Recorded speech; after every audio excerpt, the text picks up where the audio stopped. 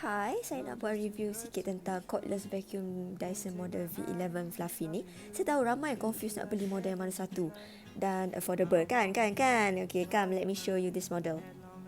Okay, model ni ada screen tau. So senang lah you on nak check bateri.